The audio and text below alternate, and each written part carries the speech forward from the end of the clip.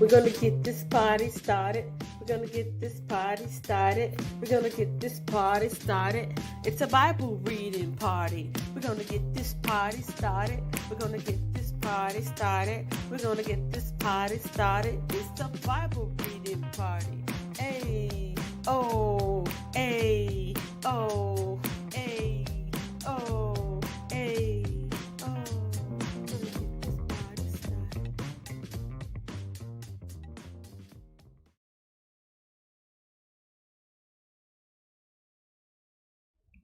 I don't know about y'all, but I'm ready to read the Bible. It is now 7:01 a.m. It is Wednesday. It is Wednesday. Hump day, hump day. It's the middle of the week. It is Wednesday. It just turned 7:02 in Fort Worth, Texas. It is July 29th, 2020. Who's ready to read the Bible? I am. I love it. Now, you may be watching this on a replay, and I welcome you. Whatever day it is, whatever time it is, I welcome you. But this is what time it is right now. To my 40 fam, I say hello, especially to Nicole, the early bird in the room, who says good morning, 40 fam. Good morning, 40 fam. Thank you for blessing the like button. If you are watching this on the replay, make sure you warm your palms up as if you were praying. Pray for me and bless that like button, because every time you like the videos, it promotes it so that other people can find it. We're getting ready with the Bible reading party, and this is my Bible. It is the New Believer's Bible, compact version, First Steps for New Christians, New Living Translation. The New Living Translation. And coming up next is my compact dictionary. It is Nelson's compact series. What I like about this is it allows me to properly pronounce all the many ancient and foreign sounding, for me, Bible names that are in here. And it breaks it down and lets me know what a lot of the names mean, as well as how to pronounce them. It also gives me some background history, something. It lets me know things about the setting, the history, some of the terms, concept, ideas, and doctrines. And I do recommend this. Both of these are in the description. There's a handy link just for you if you would like to get your own. And up next, I would like to share with you my screen so you can see my study guide. Oh, and it is week 30. Oh, I think I got to change it. It's week 31. I haven't changed it. Uh-oh. It says week 30. We are in the book of Nehemiah, though. In the book of Nehemiah, and it is week 31. So let me change that right now. And this today will be Nehemiah 4 through 6. So let me change that too. I was in such a rush to get on here. I was so excited to read the Bible that I didn't update the title. But it's done now. It now says Nehemiah 4 through 6. Read the Bible in 1 year, week 31, and we're going to have some fun. So here is my Kindle reader, cloud reader. I'm looking at it on my laptop. If you've got Kindle, you can download books on your tablet or even on your phone. So if you're interested in this particular study guide, there is a handy dandy link in the description, and this is where we're at. Let me show you I'll show you the cover right after we go through where we're at. In this gold box, it says read on the left side. It says checkpoints on the right side, and Monday is or Ezra right here represents Monday.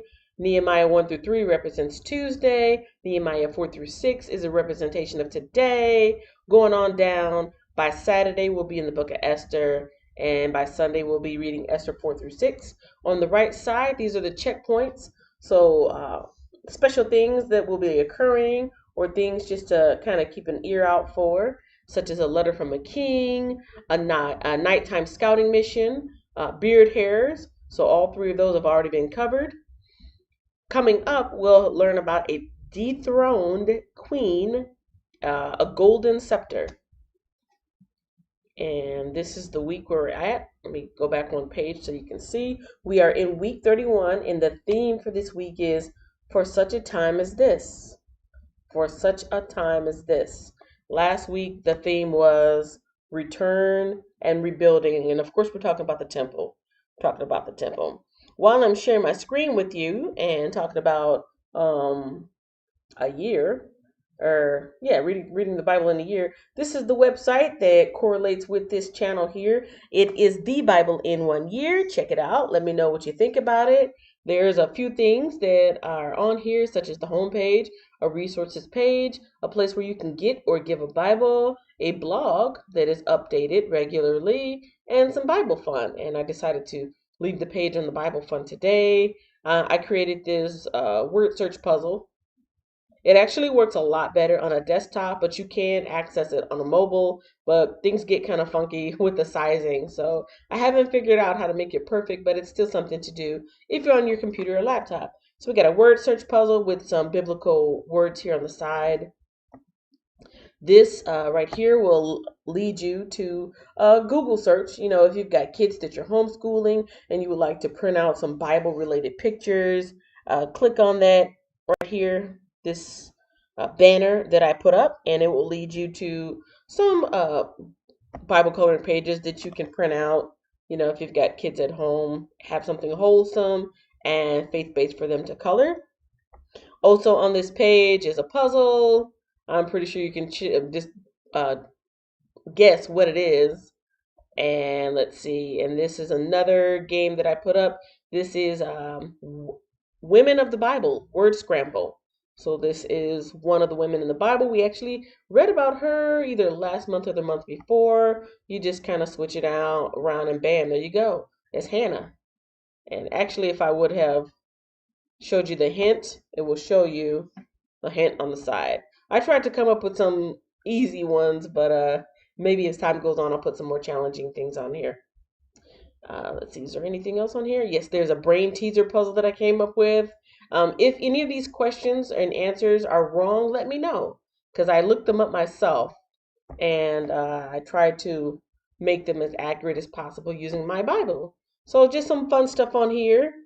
This is the Bible in 1 year, created by yours truly, me. It goes along here with the Bible reading party. So there you go, the Bible in 1 year.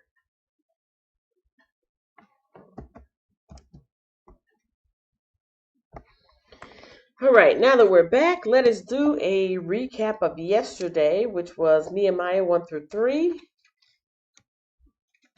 But first, let me get back to the live stream just to make sure I didn't miss anybody. Okay, yes, the Wiz has come in saying, "Morning to all. What did I miss?"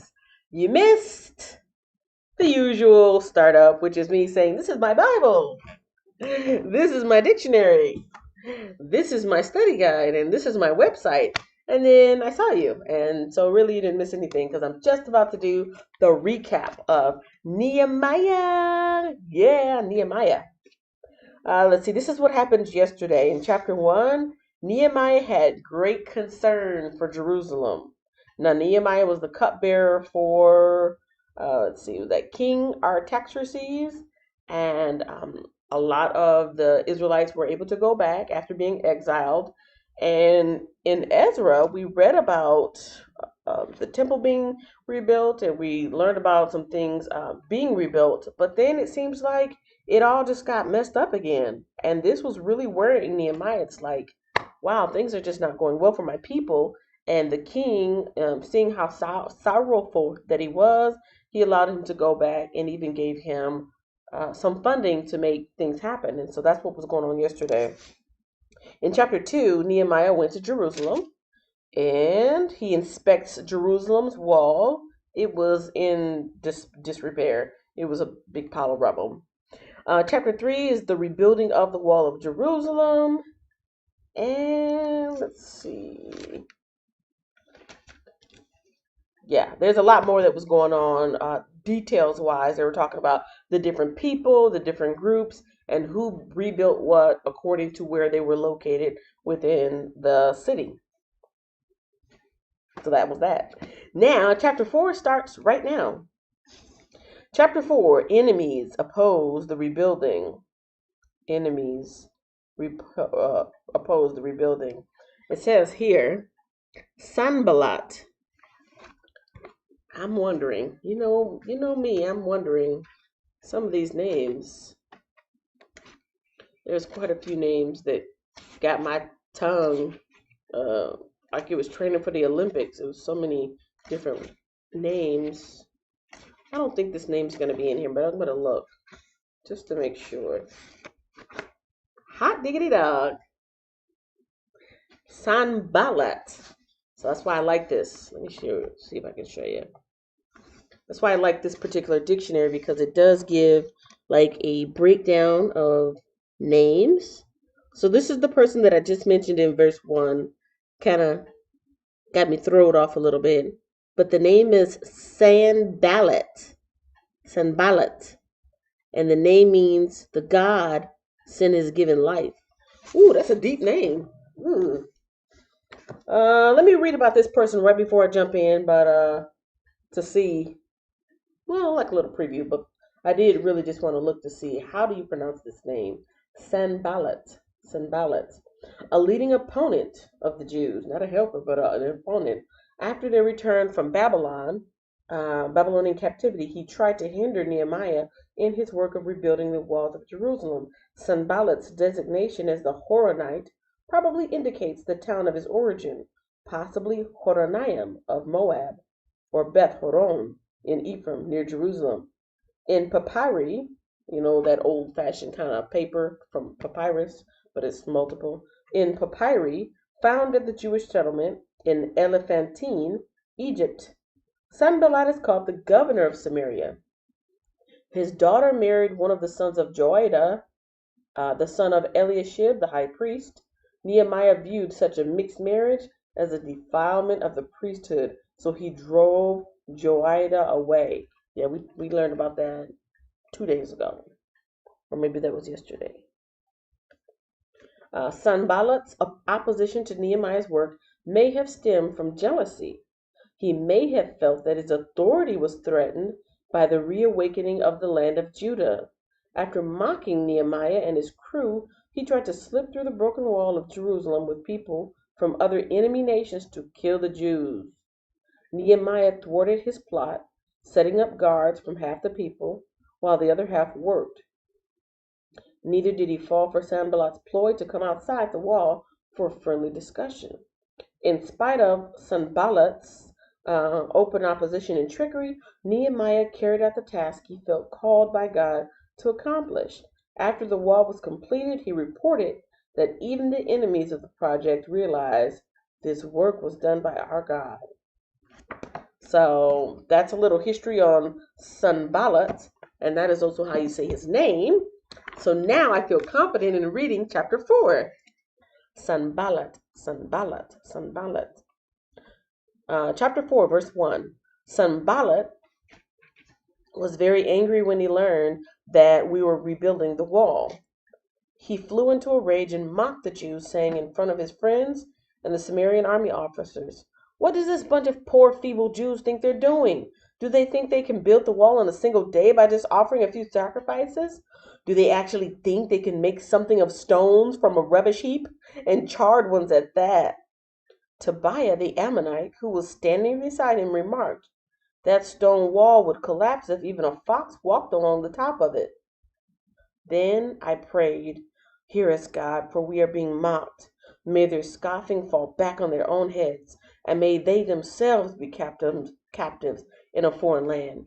Do not ignore their guilt. Do not blot out their sins, for they have provoked you to anger here in front of the builders." At last the wall was completed to half its height around the entire city, for the people had worked with enthusiasm. But when Sanballat and Tobiah and the Arabs, Ammonites, and Ashdodites heard that the work was going ahead and that the gaps in the wall of Jerusalem were being repaired, they were furious. They all made plans to come and fight against Jerusalem and throw us into confusion. But we prayed to our God and guarded the city day and night to protect ourselves. Then the people of Judah began to complain. "The workers are getting tired and there's so much rubble to be moved. We will never be able to build the wall by ourselves." Meanwhile, our enemies were saying, Before they know what's happening, we will swoop down on them and kill them and end their work. The Jews who lived near the enemy came and told us again and again, they will come from all directions and attack us. So I placed armed guards behind the lowest parts of the wall in the exposed areas. I stationed the people to stand guard by families, armed with swords, spears, and bows. Then, as I looked over the situation, I called together the nobles and the rest of the people and said to them, "Don't be afraid of the enemy. Remember the Lord who is great and glorious, and fight for your brothers, your sons, your daughters, your wives, and your homes." When our enemies heard that we knew of their plans and that God had frustrated them, we all returned to our work on the wall. But from then on, only half my men worked, while the other half stood guard with spears, shields, bows, and coats of mail. The leaders stationed themselves behind the people of Judah who were building the wall. The laborers carried on their work with one hand supporting their load and one hand holding a weapon. All the builders had a sword belted to their side. The trumpeters stayed with me to sound the alarm. Then I explained to the nobles and officials and all the people, the work is very spread out, and we are widely separated from each other along the wall. When you hear the blast of the trumpet, rush to wherever it is sounding. Then our God will fight for us. We worked early and late, from sunrise to sunset, and half the men were always on guard. I also told everyone living outside the walls to stay in Jerusalem. That way they and their servants could help with guard duty at night and work during the day. During this time, none of us, not I, nor my relatives, nor my servants, nor the guards who were with me, ever took off our clothes. We carried our weapons with us at all times, even when we went for water. That is chapter 4 of Nehemiah. All right. Oh, yes, my health is good. That always makes me happy when my stream health is good. When everything is green, it's go, go, go. So let me jump on through and keep it pushing. Chapter 5 is talking about Nehemiah defends the oppressed. About this time, some of the men and their wives raised a cry of protest against their fellow Jews. They were saying, "We have such a large families, we need more food to survive." Others said, "We have mortgaged our fields, vineyards, and homes to get food during the famine." And others said, "We have had to borrow money on our fields and vineyards to pay our taxes. We belong to the same family as those who are wealthy, and our children are just like theirs. Yet we must sell our children into slavery just to get enough money to live. We have already sold some of our daughters, and we're helpless to do anything about it, for our fields and vineyards are already mortgaged to others." When I heard their complaints, I was very angry. After thinking it over, I spoke out against these nobles and officials. I told them, "You are hurting your own relatives by charging interest when they borrow money." Then I called a public meeting to deal with the problem. At the meeting, I said to them, "We are doing all we can to redeem our Jewish relatives who have had to sell themselves to pagan foreigners, but you are selling them back into slavery again. How often must we redeem them?" And they had nothing to say in their defense. Then I pressed further. "What you're doing is not right. Should you not walk in the fear of our God in order to avoid being mocked by enemy nations? I myself, as well as my brothers and my workers, have been lending the people money and grain. Now let us stop this business of charging interest. You must restore their fields, vineyards, olive groves, and homes to them this very day, and repay the interest you charge when you lent them money, grain, new wine, and olive oil." They replied, "We will give back everything and demand nothing more from the people. We will do as you say." Then I caught the priests and made the nobles and officials swear to do what they had promised.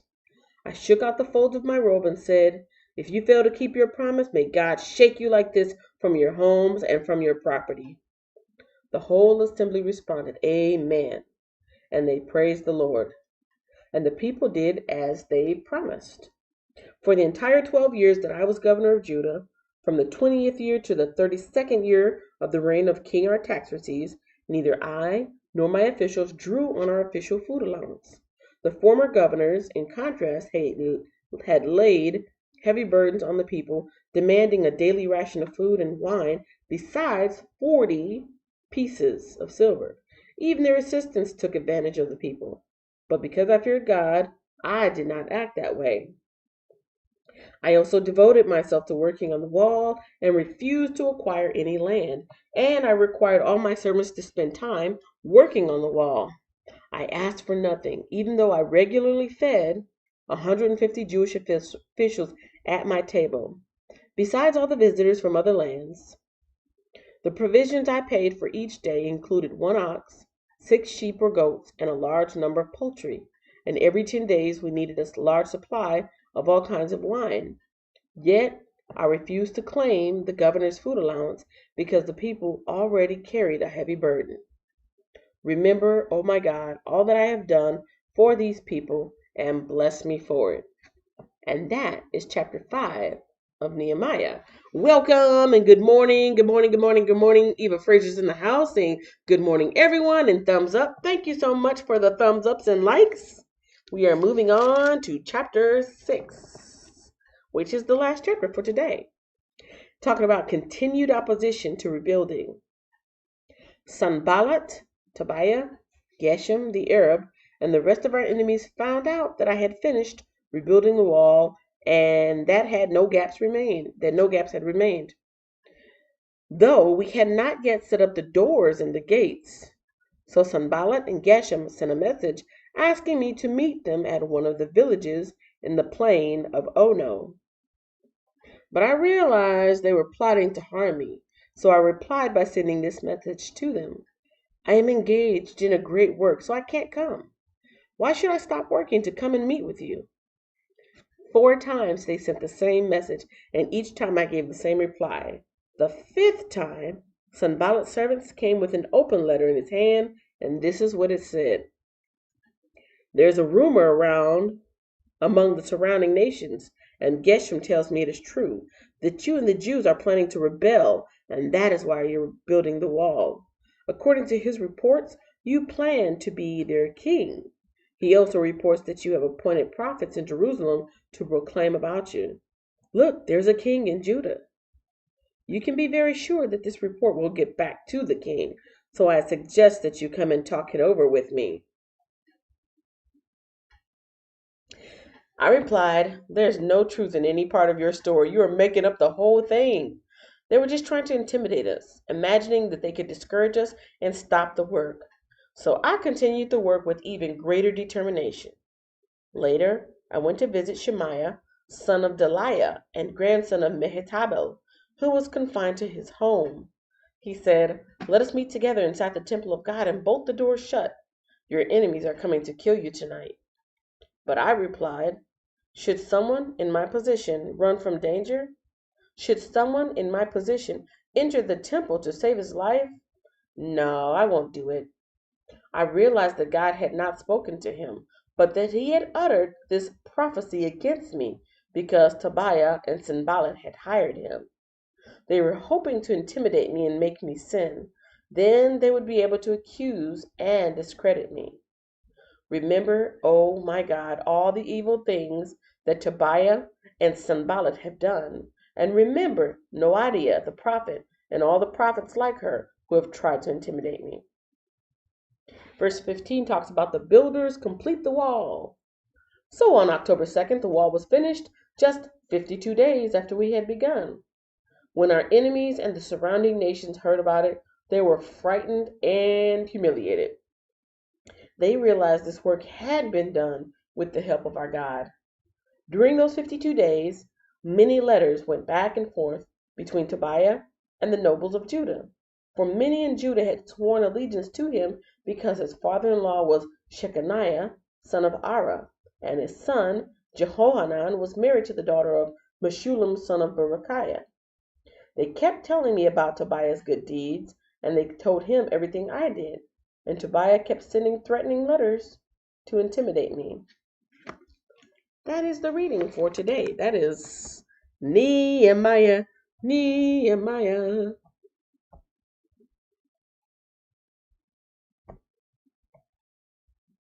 Yes, 4 through 6. Nehemiah. And that's it. I'm going to leave it right there. I hope you guys have a great middle of the week and that you're able to find some time to read some of your Bible. On that note, let me send you out with this outro prayer, and then I got stuff to do. I got stuff to do that you guys will find out about later. Dear Lord, thank you for this day. Thank you for this wonderful live stream that had absolutely no buffering to my knowledge. And I'm so happy that I was able to read through without any distractions or issues in the book of Nehemiah. Thank you for the lessons that we have learned today in Nehemiah about pushing through and finishing what you started in spite of trials and tribulations and sometimes threats. Nehemiah showed no fear, and that is what I plan to do as I continue my own goals to achieve. My prayer for today is that those listening to the Bible reading will be encouraged and motivated to read the Bible in their own time so they can come to their own understanding and build their relationship with you and find their purpose through you and live their best life. Amen. Have a great day, you guys. Thanks for joining the Bible reading party. Next time, maybe I'll bring some snacks.